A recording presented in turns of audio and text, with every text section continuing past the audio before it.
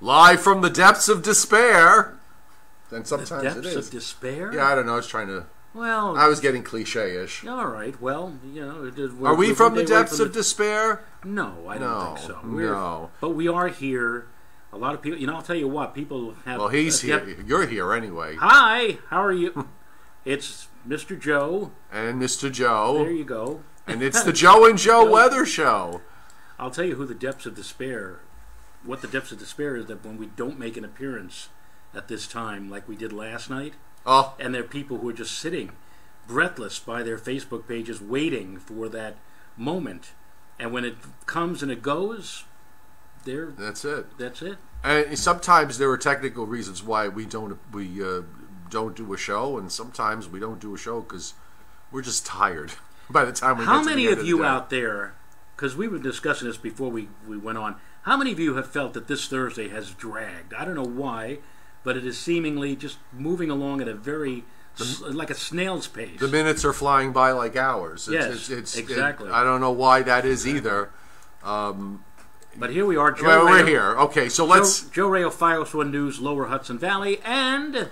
Joe Chaffee, Fios 1 News, Long Island, and Fios 1 News, New Jersey. We have to be important to get the ID in, the station identification in. So... Before we start, by the way, have you figured out... I asked you this before and you weren't sure.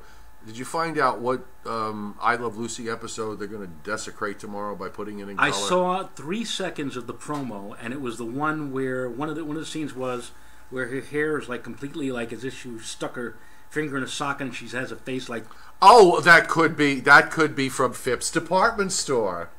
That is? You know. Okay, so... I don't know what they're doing, whether or not they're just randomly picking out episodes and colorizing them. But that was the one thing that I caught in the 3 second. It's on tomorrow night. Or it could be the episode where she buys the new couch and coffee table and has to come up with $299, so she has to give herself her own make her own dress and her own permanent. I think that's the one. I think that's the one. I don't think it's the Phipps. Well, it's the one. The Phipps one is she comes out at the end, right? You know, right. But this she went to the Phipps beauty salon, yes, to make her a whole new person. Well, somebody out there probably has the TV guide. You can type in and tell us which 2 Lucy episodes they're going to show that they have in glorious color, living color tomorrow night. Which I know. I am so opposed to it. It was shot in black and white for a reason. They could have shot it in color. They decided to shoot it in black and white for a reason, and not necessarily because it was cheaper. You know, it's a question of, you know, the artist, right. I guess, part of it. Right.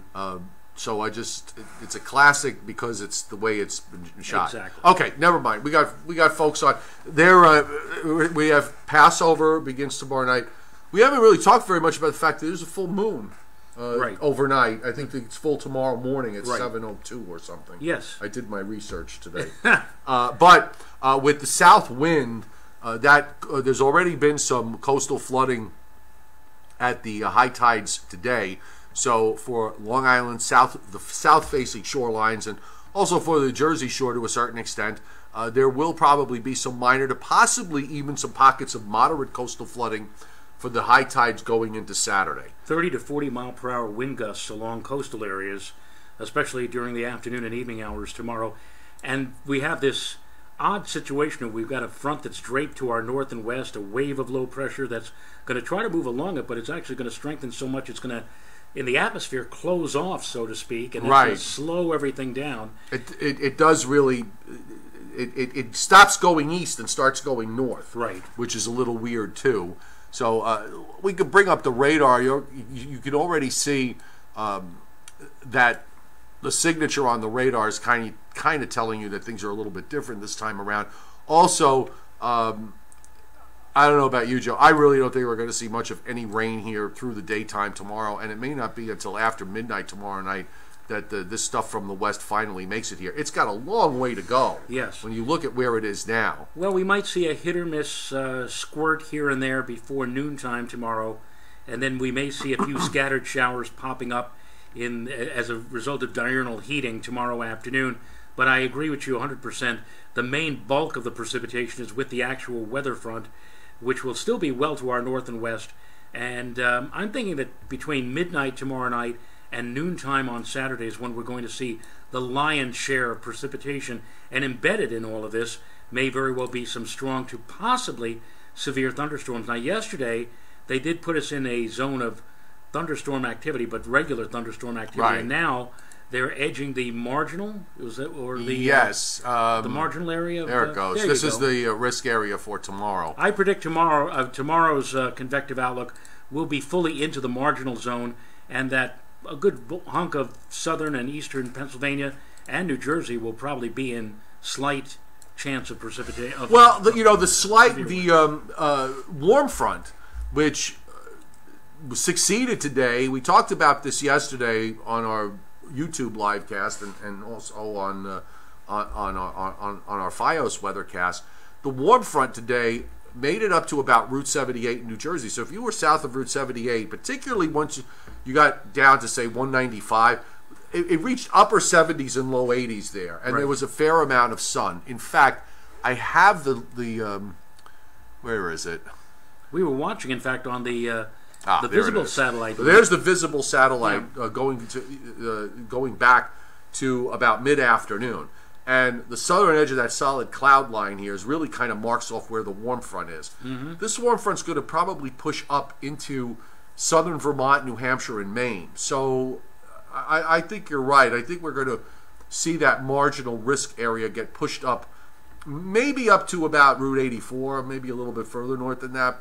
I don't know how much further north, but I do think they'll probably nudge it up a bit. And of course, the whole area down from central New Jersey down into Virginia and North Carolina, with temperatures today that were in the upper 70s and low 80s, they're setting the table up for this for the enhanced risk that goes up to about Richmond in Virginia, right, and extends all the way down into northern Florida.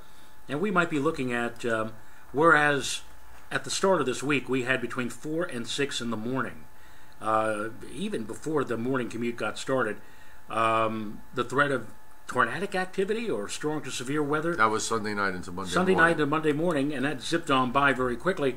And I'm thinking that, Joe, that this coming Saturday morning, we may actually see some significant activity, not at 4 to 6 a.m., although it may happen that early, but it may actually cover a good part of the morning, the regular morning, up until maybe even noontime in parts of our tri-state area. So if you're doing anything on Saturday morning, be advised that the weather may be a bit rough out there, with the potential of strong gusty winds, heavy showers or downpours, or maybe I should say drownpours, and maybe even some significant thunderstorm activity as well. We have flash flood watches up for everybody: New Jersey, Hudson Valley, Long Island, Connecticut, most of Pennsylvania, and I have here's the HRRR going into tomorrow morning, and you see these little showers that kind of pop up, and they just run very quickly from the southwest to northeast.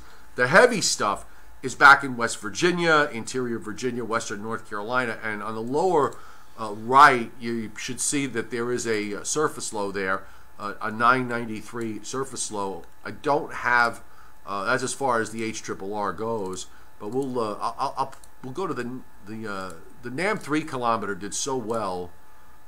Yeah, it did fantastic with the Sunday event. Let's see what it has to say for this one. So I've got the close-up view here.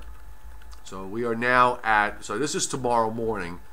It has a little bit more in the way of these showers that are these sort of renegade showers that run through. And here we are tomorrow night. This is at 8 o'clock tomorrow night. You still have the bulk of the activity nowhere close, but it's kind of peppering it now. You're seeing more showers develop here. And here we are Saturday morning. So it looks like it's got most of the squall. It's got some heavier thunderstorms moving through North Jersey and into the Hudson Valley. Then there's a sort of a hole in between, and then you've got the squall line that moves off the North Carolina coast. And that's not an optical illusion, folks. On the far left-hand side, as Joe was scrolling around, that area of blue, probably for parts of Michigan, Illinois, Indiana, Ohio. And down even to Kentucky. Yeah, certainly I would think that the air is so cold aloft with this upper low that you might see those folks may see some wet snow flakes mixing in on the west side of this. But you don't often see lows that just kind of run up the Appalachians and then just sit there, which is what this one's going to do. And I think that complicates things a bit for Sunday. And if you look close there on the lower right, you can see the rotation. That's the upper low that is still there come Sunday morning. Right. And I covered that there could be some pop-up showers on Sunday with some clouds and breaks of sun in between. I thought that was the best way to go. Yeah, I've said that there is the chance that there may be a shower running around on Sunday, but I also said that more often than not, Sunday should have periods of dry weather. Certainly it looks like Sunday will be the better by far of the 2 weekend days, holiday weekend days coming up. And it might, Joe, the actual line of heavy-duty showers that'll be over us early Saturday will take its sweet time in exiting to the east. Meantime, we have the upper low spiraling round and round back over the Ohio Valley. So we may be in kind of a nice corridor of semi-dry weather, and that might be the best place to be in this weird weather pattern that's coming up for the upcoming weekend. All right. So I'm thinking, I don't know. I just kind of was looking at everything that's been going on, the way this month has played out. We're averaging about 2 to 3 degrees above normal.